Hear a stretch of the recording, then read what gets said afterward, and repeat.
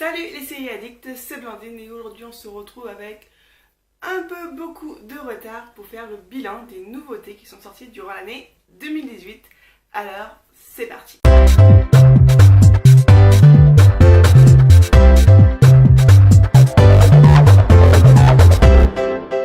J'ai ma tablette avec moi avec toutes les nouveautés que j'ai regardées durant cette année. Il y en a que je vous ai présenté durant les actus en série et il y en a dont je vous ai pas du tout parlé, ou peut-être sur Twitter ou sur Instagram.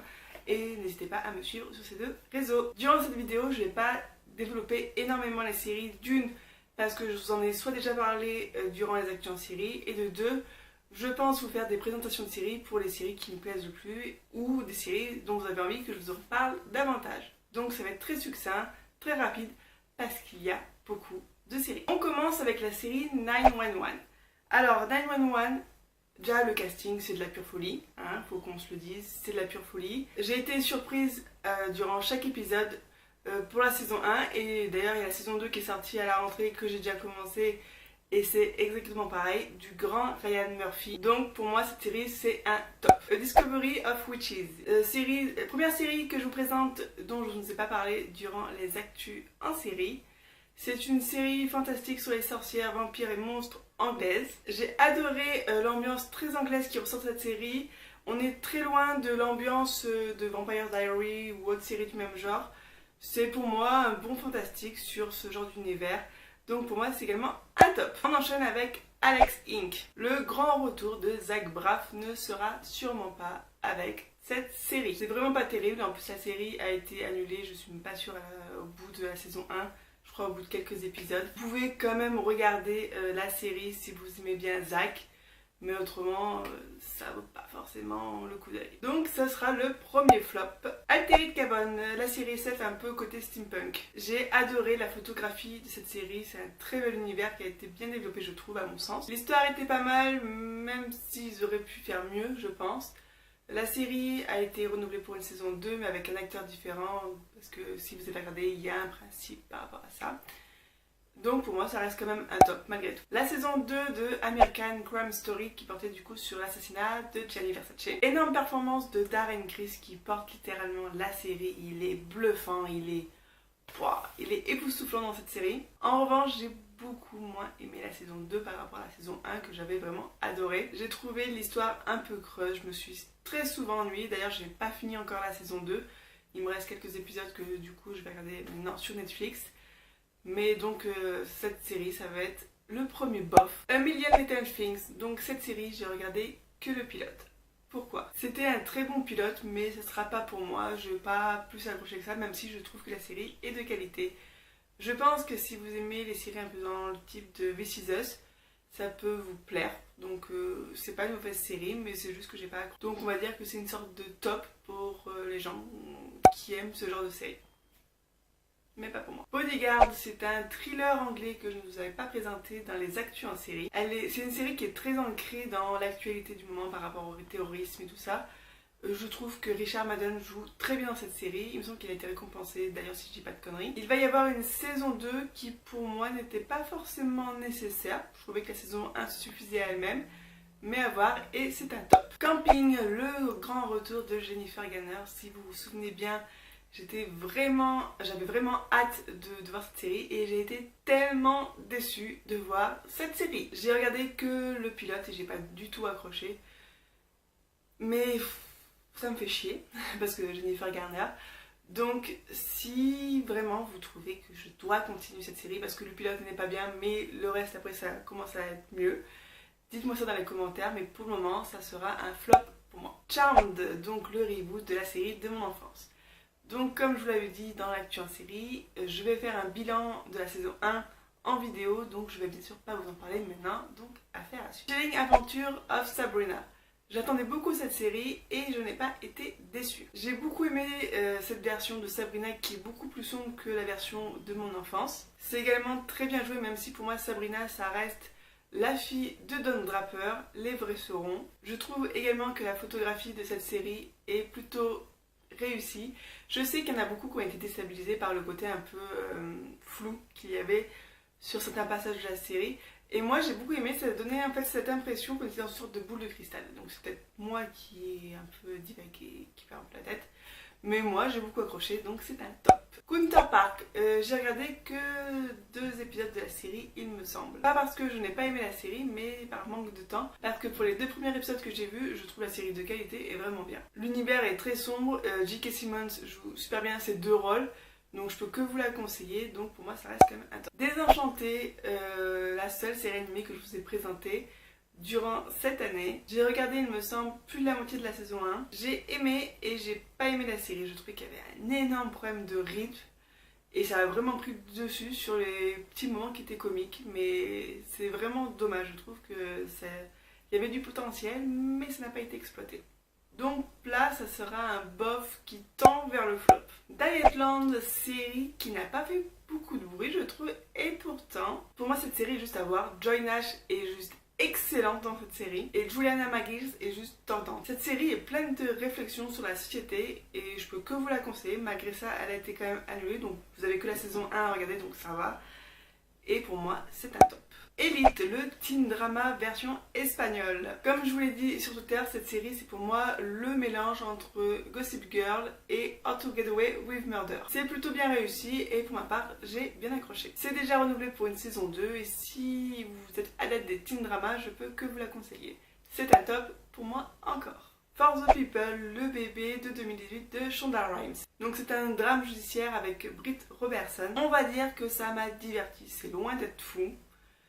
J'ai mis du temps à m'accrocher au personnage, mais c'est passé. C'est renouvelé également pour une saison 2 que je vais regarder, mais malgré ça, je vais mettre la série dans la catégorie bof. Genius, saison 2, du coup, qui portait sur Pablo Picasso. Je vous ai jamais parlé de cette série et pourtant j'avais adoré la saison 1 qui portait sur Einstein, donc je me suis dit allez c'est parti, on part pour la saison 2 sur Picasso. Alors j'ai regardé que le pilote et j'ai pas accroché au personnage, j'ai pas accroché à l'histoire. Pourtant c'est joué par, merde comment il s'appelle, Zorro, Antonio Banderas qui joue Pablo Picasso du coup, mais j'ai pas accroché. Alors après je vais quand même essayer de regarder la suite de la saison 2, autrement j'attendrai la saison 3, y a pas... Donc c'est un bon. Hippocrate, la série médicale de Canal+, est mon coup de cœur de cette rentrée. Comme vous le savez peut-être, je suis pas trop série médicale, donc si je vous dis que c'est mon coup de cœur, vous pouvez foncer mais alors les yeux fermés. C'est littéralement une pépite et en plus de ça c'est renouvelé pour une saison 2, donc comme je vous l'ai dit c'est un coup de cœur. Ensuite on a Kidding, une série que j'attendais aussi énormément et je n'ai pas été déçue. J'ai adoré retrouver Jim Carrey dans un rôle que je trouve il était juste époustouflant et pourtant j'ai pas l'habitude de le voir dans ce type de rôle. C'est drôle et triste à la fois, il y a encore une fois une très belle photographie je trouve, donc c'est bien sûr un top. Killing Eve, le retour gagnant de Sandra Oh dans une série totalement différente de Grey's Anatomy, pour mon plus grand plaisir d'ailleurs. C'est une série policière avec un côté un peu décalé, un humour bien anglais. C'est vraiment pas mal, mais pas de là que ce soit un coup de cœur, ça reste quand même un top. Krypton, j'ai regardé que le pilote. C'est une série super-héros plus côté SF. C'est pas mauvais, c'est pas top, c'est un bof, voilà, c'est juste un bof. Legacy, donc cette série j'ai regardé que le pilote et le pilote m'a juste saoulé. Donc il s'agit, comme je vous le disais dans les actus en série, du spin-off de la série The Original qui est le spin-off de la série The Vampire Diary. J'ai juste eu l'impression durant le pilote que si tu n'avais pas vu The Original ou Vampire Diary, c'était pas pour toi quoi, c'était... tu pouvais pas comprendre et tout, ça défilait devant toi, voilà. Donc ça a été next pour moi, donc c'est un flop. Life Sentence, donc cette série j'ai regardé 2 ou 3 épisodes. Je trouvais au début le pitch plutôt sympa, mais ça a vite tourné en rond, ça racontait vite plus rien, donc pour moi c'est un flop. Lost in the Space. Il me semble que cette série, je vous avais dit que ça ne tentait pas trop et tout, et en fait ça m'a plutôt plu. Déjà j'ai bien aimé parce qu'on retrouve Toby Stephens qui jouait dans Black Sails, je vous mets dans le petit i qui doit être là, la série si vous ne la connaissez pas, que je vous conseille d'ailleurs. Et en plus ça, le gosse, je trouve qu'il jouait plutôt bien. Donc j'ai bien aimé cette série. C'était un bon divertissement. C'est pas la série FF qui va révolutionner le genre, clairement, mais moi j'ai bien aimé, donc c'est un top. Maniac, alors cette série, je l'attendais, mais alors énormément. J'ai regardé 3 épisodes, je me suis ennuyée, j'ai pas du tout accroché. Alors je sais pas, dites-moi vous en commentaire si vous l'avez regardé en entier, si je dois continuer parce que quand même elle me paraissait très prometteuse au vu du thriller. Donc j'attends vraiment vos conseils par rapport à cette série parce que pour moi, pour le moment, voilà quoi. Donc je vais la mettre en bof pour le moment, mais à voir. Selon vos recommandations, je verrai si je continue ou pas. Narcos Mexico. Alors oui, je mets Narcos Mexico dans nouvelle série parce que pour moi, il y a Narcos qui parlait de Pablo Escobar et des cartels de Medellín et il y a Narcos Mexico. Pour moi, c'est 2 séries distinctes. Alors, j'ai pas fini la série, il me reste, il me semble, 3 épisodes. Pour le moment, je trouve qu'on retrouve la même ambiance que Narcos, donc ça j'aime beaucoup. En revanche, je trouve ça un peu moins bien et je trouve que les méchants sont un peu moins charismatiques que dans Narcos. Que ce soit Pablo ou les 3 frères du cartel de Medellín, que les gentlemen, je ne sais même plus comment ils s'appelaient, mais bon, si vous avez regardé la série, vous voyez de qui je parle. Donc après, c'est pas une mauvaise série, hein, loin de là. Donc pour moi, je vais mettre cette saison, Narcos Mexico, je vais le mettre dans la catégorie top, bof top, voilà. Nox, série française, j'ai regardé que le pilote, j'ai pas accroché, donc flop. Rise, donc cette série aussi, j'ai regardé que le pilote, mais en revanche, j'ai beaucoup aimé. Quel plaisir de retrouver Josh Radnor dans une série. J'ai vu que beaucoup critiquaient entre guillemets la série, comme quoi ça ressemblait beaucoup à Glee parce qu'il y a du chant et tout, mais pour moi c'est pas du tout pareil, ça c'est pas du tout la même ambiance. Donc comme je vous l'ai dit, moi j'ai beaucoup aimé, donc je vais prendre le temps de regarder le reste de la saison parce que du coup là, la série a été annulée, donc il n'y a qu'une saison 1, donc je vais quand même regarder toute cette saison 1, donc c'est un top, même si j'ai regardé que le pilote pour le moment.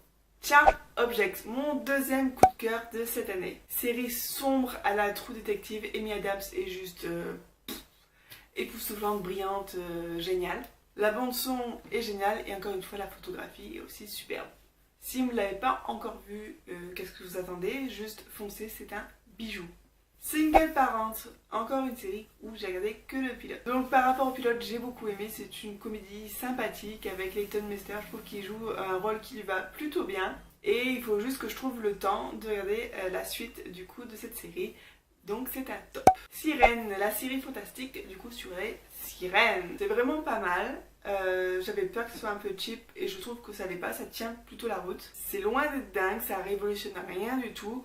Après, si vous aimez les séries fantastiques, si vous aimez les sirènes, je vous la conseille, pour moi c'est un top. Strange Angel, j'ai regardé que le pilote, j'ai pas aimé, j'ai pas accroché, flop. Sweet Bitter, mon troisième coup de cœur de cette année 2018. Cette série, je sais pas pourquoi, elle a rien de fou, mais je la trouve enivrante, ça parle de vin, l'actrice est juste toute mignonne et j'adore, j'ai adoré cette saison 1. J'ai vraiment été séduite par l'atmosphère qui en dégage et ça a été renouvelé pour la saison 2 et j'ai hâte du coup de la voir.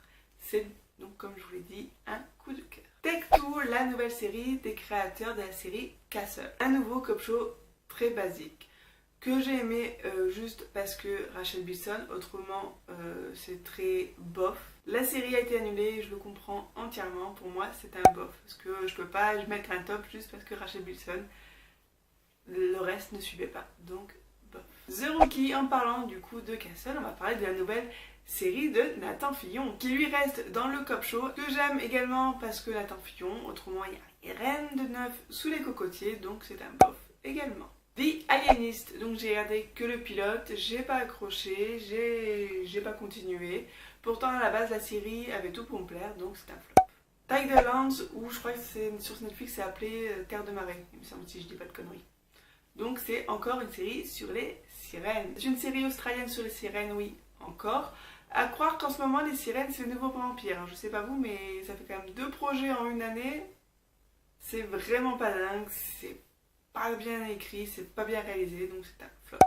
Et pour finir, une série qui a fait pas mal de bruit durant la fin de l'année, c'est la série You. Je ne pensais pas autant aimer la série. Penn Badgley est très bon dans l'exercice. Un très bon teen drama slash thriller avec quelques défauts mais qui reste quand même très bon. Je retrouve un peu l'ambiance que j'aimais tant dans la saison 1 de Pretty Little Liars, donc je suis plutôt emballée.